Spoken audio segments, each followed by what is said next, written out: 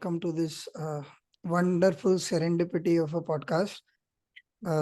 Me and my guest, uh, my random contemplation specialist, Hemant Gupta, were talking about something, and suddenly we both decided that we wanted to converse on camera and record this. Let's see where it leads. Welcome, Hemant, to the show. I think as always, Bunty, it's a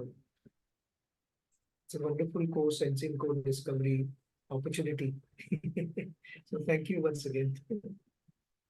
Um, without too much pre-mumble, we shall get into the topics that we were discussing. One is that I was telling you that people are opting for easier ways of retaining or retention of things that are easier to comprehend. Um and the other was, what if we were to use gratitude as a tool to reach out to the world? Um One is obviously the advertising thought behind it, that you're talking about oneness of concept. But the other part is that it kind of starts defining you. Something that I can start the story of mine, this Saturday project that you like so much, uh, where we distribute food to 100 people week after week. Uh, None of us have made a big deal out of it in our heads. It's just that we love eating and we are sharing what we love. So it just stops there. There is nothing more to it. Obviously, it comes from a space of kindness, but it is not deliberate in the sense of, oh, let's start doing something kind. And yet, I have found not only within me, but also people that I contact week after week for some reason or the other. So last week, sorry, we had made some kind of new kind of bhajia, and we needed a specific chutney that is available in my area, which is very tangy and spicy and perfect. So I went to the bhajia wala and I said, I'm doing this. But the way he talked to me, I did not feel like asking him what is going to be the cost, because he had already kind of considered that he was doing the donation. And I just didn't know what to do. I just bought some stuff for myself so that I could give him some business. But he's the guy who stands on the road and actually does this for a living. But he kind of presumed that you are doing it for a noble cause. I am not going to charge you for it. He just told me, Dabba kaun laega? I said, Mere paas hai. He said, just get it. And I told him, not only there. So we went and, although it's a waste of plastic and I'm on camera, but he has those little plastic bags that he ties a thread around and gives away along with every plate. So I told him, where do I get this? Where do you get this? So he says, yeah, he just gave me one, actually he gave me a thread ka roll and this. He said, take it. And that was not even counted. So I am realizing that it's a fragrance kind of thing. It keeps spreading on its own and you don't have to do much. And it also went inside me. Like I became kinder, more knowingly or deliberately. And that is something I find fascinating, because I have not taken a decision to do that. The decision did come, but once I started realizing, oh, I'm automatically feeling this. So if I see anybody hungry, I cannot be normal anymore.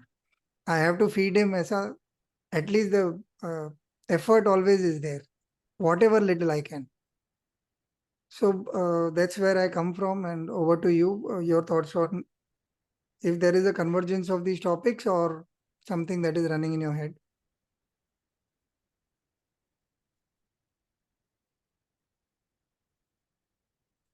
So in the gratitude bit and the easy bit, if you were to just uh, reflect, meditate on it a little bit, um, I'm just trying to see. So I use a bunch of intuitions, or I call them thinking devices, whenever I come across certain concepts. So one of the thinking device I use is what's the relevance of this concept to a newborn child? What is Okay. the relevance of this concept to somebody who's under anesthesia or uh, unconscious? What is the relevance of this concept when somebody is going through one of the most extreme events of one's life? What's the relevance of this concept to somebody who's in prison on a death row? What's the relevance of this concept who's lived a long life and now is looking back and knows that the end is near? Um, and I realized that there are some concepts that come to us um, like a newborn child. I don't think the newborn child is thinking gratitude in the way we think gratitude. Uh, but we can see from outside that the child is in need of something and the child gets it. And then there is a sort of a synchronicity that happens in the child, with the thing, with the person.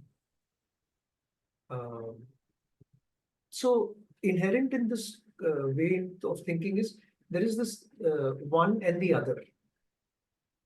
Whatever the other is, the other is a thing, the other is a an intangible appreciation or rebuke, or the other is something just having the person around, or something else, right? So one and the other. So in some sense, we are constantly dealing with a lot of dualities or uh, multi uh, multiple things, and there is a sort of an ongoing relation that we have with them. And these ongoing relations have been built over a period of time, a lot of them subconsciously, maybe a lot of them through also conditioning from people around over time. So there is a way in which we come to these concepts, even the concepts of easy and gratitude. And we have a system, one way of living these concepts and thinking about these concepts. System one here would be fast, easy, using habits and biases or borrowed words and borrowed wisdom or borrowed intelligence in that sense. System two would be when we take some step back, we breathe into these concepts, we try to make the familiar strange, make the obvious unobvious. And then over a period of time, it gives us a slightly different feeling if done over a period of time. That's my experience. So that's one thing that's coming up for me. Now, there is a way in which we thank each other. Uh, most of us thank each other in some ways. Right? Sometimes very explicitly saying thank you. But an even deeper form of that is how we live the thank you. So as I'm speaking with you, I'm not using the word thank you like from the moment I started till now. I must have used the word thank you two, three times, four times, five times. But then I'm using all other words as well. Those words are not thank you. But can they come from the space of thank you? Can they come from the space of thankfulness and gratefulness that I have this gift of your uh, attention, warmth available to me, which is such a huge gift in today's time. And then from operating from it, even as I attempt to answer or respond or add to what you say. So there is the explicit symbolic thank you, and there is the integrated lived seeping in thank you. And I think both of them invariably are operating in a system one mode for most of the people. Unless we reflect and see where are these, where is this thankfulness coming from? Why is this relationship between one and the other, one that of thank you? Uh, what does it then do when we are thanking something or somebody or for something, some situation? So once we go down those paths, then I believe our integrations of the next thanking could be different. Our integrations of them, while we are not explicitly saying thank you, could be different. So that's one aspect.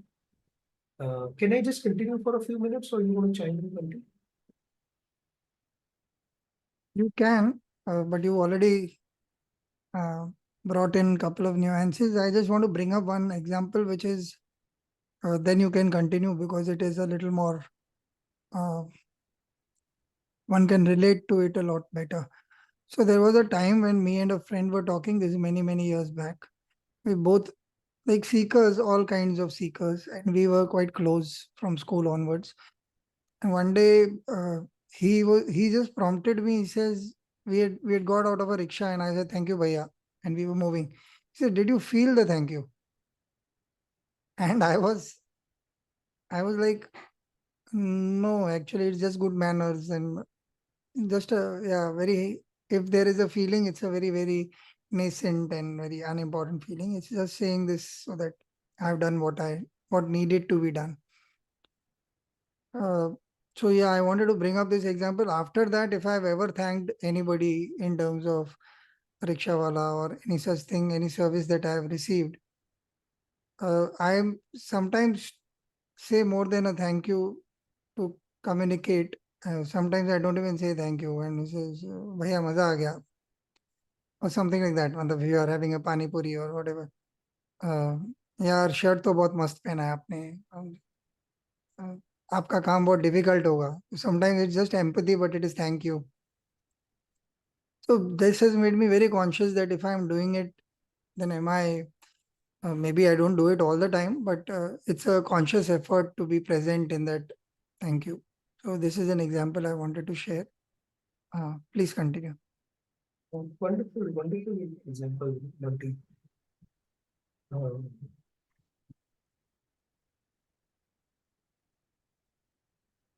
And uh, जैसे in today's time, the hello that we do to each other, how are you doing, the thank yous, the sorry, um, the sending of resumes, the sending of creds, or posting something.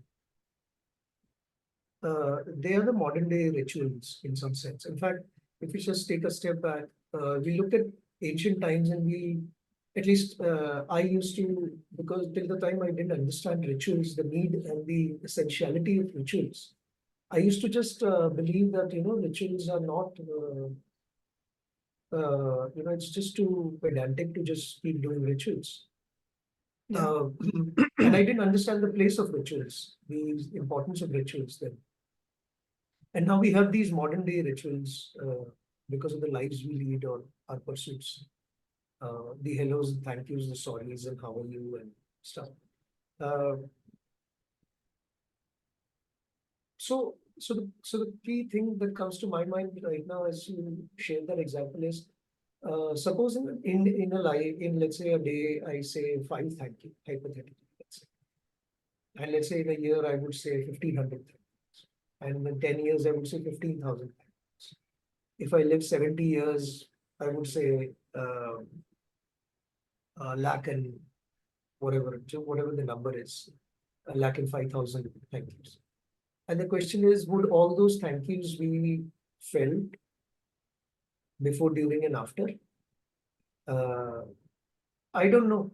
I really don't know. But yeah, if I become conscious, if I really see the brilliance and beauty when it is felt deeply, that in the giving of it is getting it already, then it's a beautiful, beautiful gift one can give to oneself first before gifting it to humanity.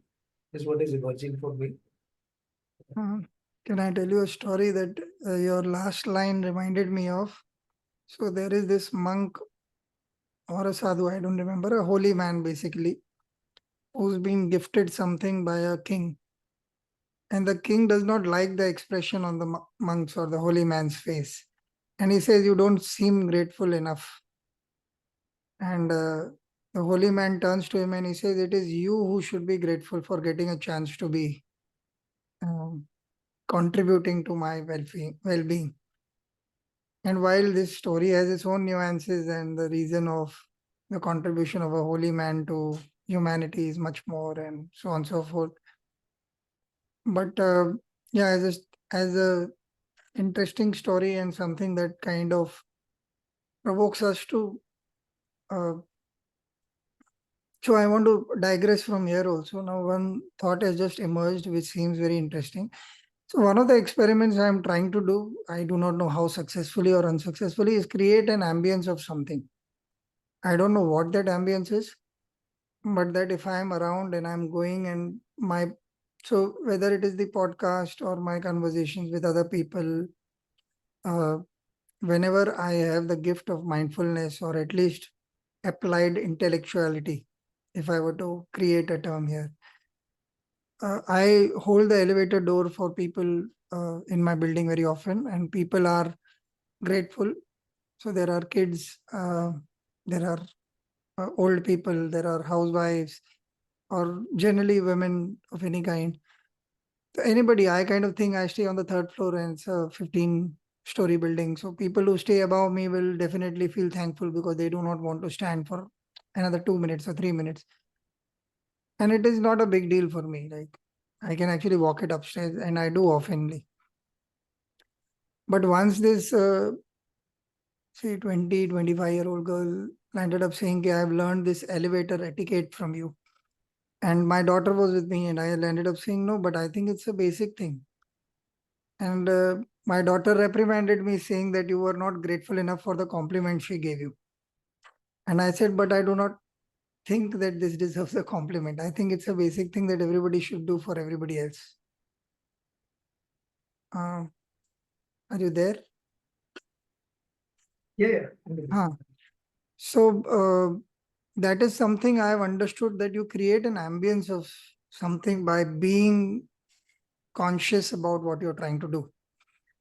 Now, one of the things that I do want to bring up, because I don't want to come across as too saintly a figure who does the right things all the time. I do the same thing with negatives.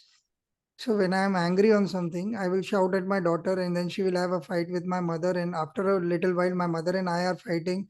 And then we receive a call and we are shouting at the person who's called us. And then I have realized the impact of this ambience as well. And while I am conscious of it, when the habit gets out of hand, then I am no good. Then everything is absolutely subconscious or unconsciously being done. And I think it is very important. That's why to be mindful of what state you want to get in. Uh, if you are in a positive state, you try and create that a little more vocally, intentionally, mentally, so that everybody around you is able to feel the vibe, for want of a better term. And it does. Because you started with a little kid's example and it was running in my head, that I have realized that they are the quickest recipients of whatever you feel. Uh, you go, you smile at them, or you have this thing that a kid is crying and you're trying to say, "Okay." In your heart, you're saying, I hope your trouble is resolved quickly, whatever, if it is hunger or a change, a nappy change, whatever, uh, gas trouble, whatever little kids have, those kind of troubles, uh, you find that it works very fast. And this, I want you to comment on, what do you think about creating an environment consciously? Does it have some relevance, or is it I don't know why one? the signals are a bit noisy today. Yeah. So, would you want to comment on this uh, creation of an environment? Yeah, I'm actually reminded when I used to look up some videos from Swami Subodhananda almost 11, 12 years back. Subodhananda ji from the Prasanna Trust. And he had an interesting way of speaking and communicating ideas. So some ideas have stuck with me. And he said, परिस्थिति ऐसी भी हो, मनस्थिति हमारे हिसाब से होनी चाहिए. फिर मनस्थिति होगी, you are then creating a condition for the परिस्थिति to either continue, improve, or arrest the downfall of it if it is in a free fall. And I think we are in constant dance. Okay, we can either be in a combat or a dance with, again, the relationship between two. My own relationship with my own self, my own relationship with things, my relationship with people or concepts. We can either be in a combat mode, can be in a dance mode. Uh, the popular versions of our society uh, perhaps seems to give Um, but I think if we can over a period of time have reflected dance and reflected combat, we could do differently in life. So yeah, that's what is coming up for me. Hmm. Some things that have come up, I would want to sum up whatever little bit has come up is that kindness can be a choice to start with. Uh, and if it is a choice, then we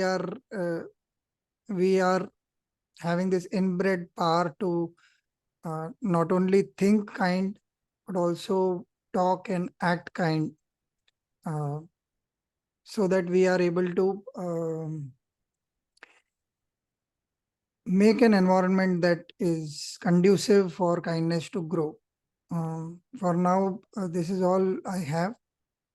Thank you so much for joining me today. I shall see you soon.